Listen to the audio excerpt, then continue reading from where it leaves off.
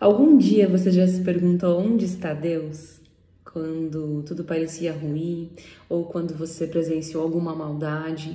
Alguma vez isso aconteceu com você? Pois comigo já aconteceu várias vezes, nem foi só uma. Eu pensava, como que Deus permite que tanta maldade aconteça no mundo? Pois então a gente vai falar um pouquinho sobre esse assunto. Depois, conforme eu fui amadurecendo, ampliando os meus estudos, né, sobre luz e sombra, eu prefiro chamar de luz e sombra, cada um chama como quiser, Alá, Jeová, Deus, e eu vou usar o termo luz e sombra. Então, conforme eu fui me desenvolvendo e entendendo um pouco sobre isso, eu percebi que a gente vive num mundo de dualidade, onde existem duas forças que se manifestam. Então, é a fonte luz e a fonte sombra, são duas forças. Então, não é que Deus não existe quando algo de ruim acontece.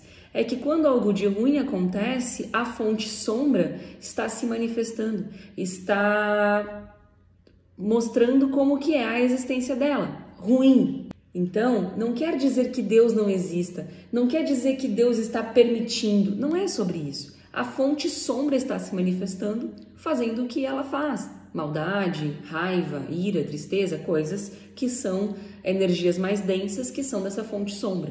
Energias mais elevadas são alegria, amor, amor incondicional. Isso vem da nossa fonte luz. E aí você fala assim, tá, mas Sibi, como assim? Mas Deus permite então? Sim, Ele permite. Por que que a fonte luz permite que essa sombra se manifeste? Porque a gente vive num mundo de dualidade. E neste mundo de dualidade existe uma lei, que é a lei do livre-arbítrio. Então, seria essa fonte luz, seria ela Deus se fosse contra o próprio livre-arbítrio, a partir do momento onde proibisse a manifestação da sombra? Então, eu vou proibir, Deus, né? Eu proíbo que você, fonte sombra, se manifeste. Então, eu não permito mais que as maldades aconteçam. Né? Então, seria ele Deus se infringisse a própria lei? Então, esta lei que rege essa nossa dimensão, que rege o nosso planeta, o nosso mundo, é uma lei do livre-arbítrio. Então, essas duas fontes se expressam usufruindo da lei do livre-arbítrio.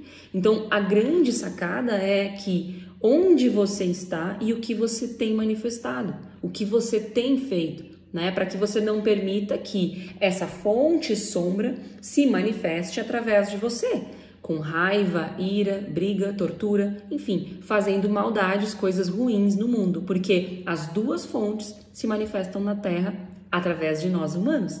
Então, qual a fonte que você tem permitido que se manifeste através de você?